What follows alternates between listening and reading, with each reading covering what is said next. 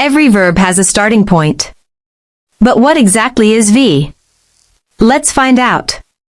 The base form, or V, is the basic form of a verb, the form you find in a dictionary. For example, go, eat, see, write, and play are all base form verbs, or V forms. We commonly use V in the simple present with I, you, we, and they. For example, I play and they read. After will, we use the base form. Say, I will go, she will eat, and they will study. V also follows modal verbs such as can, should, must, and may.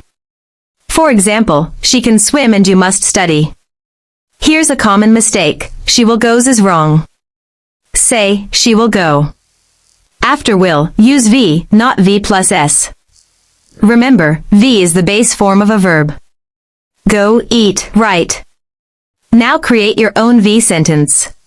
How do we change a verb when we talk about something that already happened? The answer is V2. V2 is the past form of a verb. We use it mainly to describe actions or events that happened in the past. For regular verbs, V2 is usually formed by adding ed or d. For example, walk becomes walked and clean becomes cleaned. Irregular verbs don't follow the regular pattern. Go becomes went, eat becomes ate, and see becomes saw. Listen to these examples. I played football yesterday. She wrote a letter. They went to school. The highlighted verbs are V2 forms. Unlike the simple present, the same V2 form is normally used with different subjects. I played, she played, they played. Watch out for this mistake. Don't say, yesterday, I go to school. Say, yesterday, I went to school. Use the correct V2 form. Remember, V2 is the past form of a verb. Practice regular and irregular V2 verbs every day. Go, went, gone. But what exactly is that third form? Let's understand V3, the past participle. V3 is the past participle form of a verb. It is the third form you often see in verb tables. V3 is essential in perfect tenses. We use have, has, or had with the past participle. Many irregular verbs have special V3 forms. Eat becomes eaten, see becomes seen, and take becomes taken. Regular verbs usually have the same V2 and V3 forms. Play becomes played, wash becomes washed, and open becomes opened. Look at these examples. She has written a letter. They had eaten lunch. Written and eaten are V3 forms.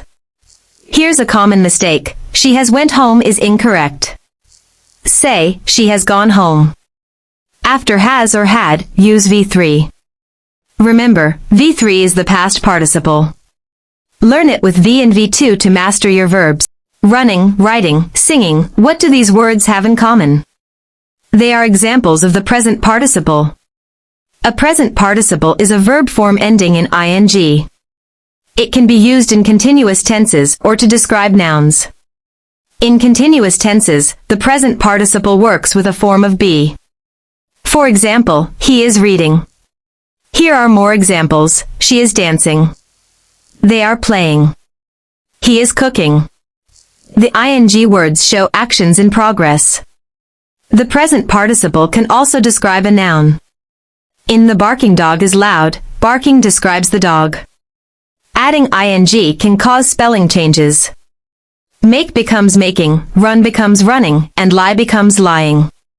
Avoid this mistake. She is write a letter is wrong. Say, she is writing a letter. Use the ing form after the appropriate form of be in continuous tenses. Remember, the present participle ends in ing and can help form continuous tenses or describe nouns. Why do we say I play but she plays? Let's learn the third person singular form. In the simple present tense, a verb usually takes s or es when the subject is he, she, or it. For most verbs, simply add s, play becomes plays, read becomes reads, sing becomes sings, and run becomes runs. Add es to verbs ending in sounds or letters such as s, sh, ch, x, and o. For example, watch becomes watches, and go becomes goes. If a verb ends in consonant plus y, change Y to I and add ES, study becomes studies. But play becomes plays because it has a vowel before Y. Look at these examples. She reads every day. He watches television. It rains frequently. Notice the verb endings. Here's a common mistake. She play football is incorrect. Say, she plays football. Don't forget the third person singular ending. Remember, he, she, and it usually take S or ES in the simple present. Some verbs help other verbs express meaning. These are called auxiliary verbs. Auxiliary verbs, also called helping verbs, work with main verbs to form tenses, questions, negatives, and other meanings. Forms of be include am, is, are, was, and were.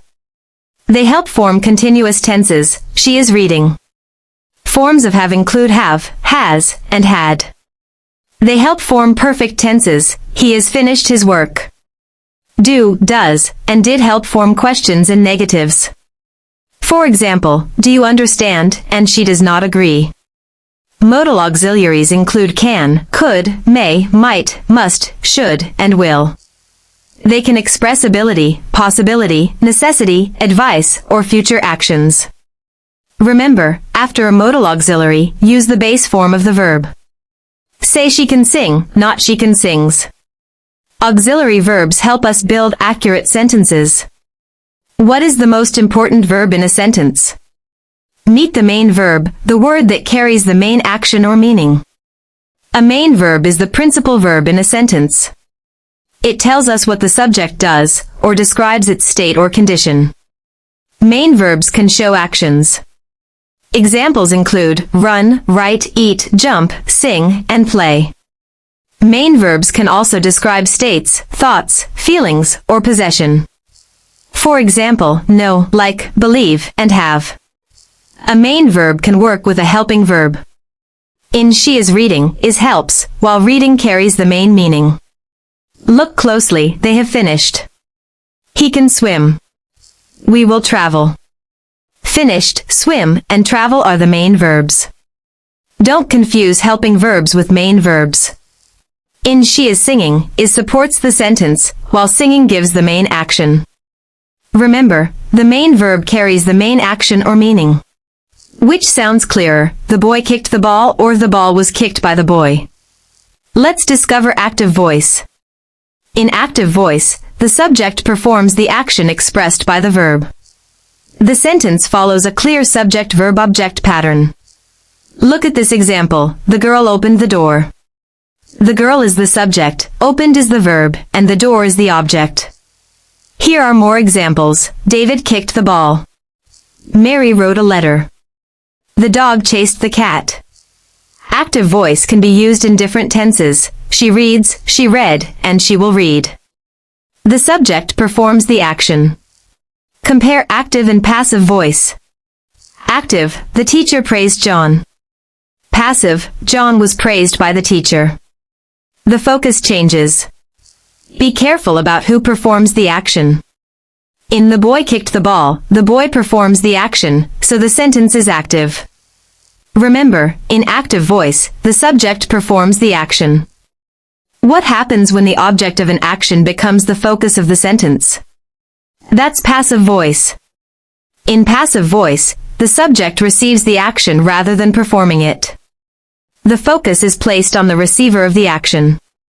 Active, the boy kicked the ball. Passive, the ball was kicked by the boy. Notice how the focus changes to the ball. A common passive structure uses a form of be plus the past participle, or V3. The doer can be included with by. Passive voice can appear in different tenses. For example, the food is cooked, was cooked, or will be cooked. Here are more examples. The letter was written by Mary. The window was broken. The homework has been completed. Don't forget the correct structure. Say, the ball was kicked by John, not the ball was kicked John. Remember, passive voice focuses on the receiver of an action. Why is she plays correct, but she play wrong? The answer is subject-verb agreement. Subject-verb agreement means that the subject and verb must agree in number. A singular subject generally takes a singular verb. In the simple present tense, a singular subject like he, she, or it usually takes a verb ending in s or es. The same rule applies to singular nouns: the boy plays, the girl reads, and the dog barks. Each subject is singular. Words like everyone, someone, anybody, and each are grammatically singular, so they take singular verbs. Everyone is ready. Be careful. Two singular subjects joined by and usually form a plural subject. We say, John and Mary play, not John and Mary plays. Here's a common mistake: the teacher teach English. The correct sentence is the teacher teaches English. Remember, singular subjects need the correct singular verb. Why do we say they play but not they plays? Let's master subject-verb agreement with plural subjects. A plural subject generally takes a plural verb. In the simple present tense, the verb usually does not take s or es. Plural pronouns such as we and they usually take the base form of the verb. We play and they read. You also takes the base form. Plural nouns also take the base form: the boys run, the girls sing, and the dogs bark. Notice there is no s on the verbs. Plural subjects use are and have in the appropriate structures. They are happy and we have books. Two subjects joined by and usually form a plural subject. For example, John and Mary play and the teacher and students work. Watch out for this mistake: the student studies hard is incorrect. Say, the students study hard. Plural subjects take the correct plural verb. Remember, plural subjects generally take plural verbs. Which verb is correct? The list of names is or are. Let's uncover some important subject-verb agreement rules and exceptions. The basic rule is simple: a singular subject takes a singular verb, while a plural subject takes a plural verb. Don't let words between the subject and verb confuse you. In the box of chocolates is heavy, the subject is box, not chocolates. Two subjects joined by and usually take a plural verb. John and Mary are happy. Here's an important exception: words like each, everyone, and someone are grammatically singular. They take singular verbs. With either, or and neither, nor, the verb usually agrees with the subject closest to it. Neither the students nor the teacher is absent. Collective nouns can be tricky. A group acting as one unit often takes a singular verb: the team is winning. Usage can vary when members are acting individually. Master these rules and watch out for the exceptions. Reading, swimming, dancing, these words look like verbs, but did you know they can actually act as nouns? A gerund is the ing form of a verb that functions as a noun in a sentence. A gerund can be the subject of a sentence. For example, swimming is enjoyable. Here, swimming is the subject. A gerund can also be the object of a verb. In I enjoy reading, the word reading receives the action of enjoy. Gerunds can follow prepositions. For example, she is good at drawing. Notice that drawing follows the preposition at. More examples: cooking is fun. He enjoys swimming. They talked about traveling. Each ing word functions as a noun. Be careful. Some verbs are followed by gerunds. We say I enjoy reading, not I enjoy to read. Remember, a gerund ends in ing but functions as a noun. Like, subscribe, share, follow for more English lessons, and comment with your own gerund sentence.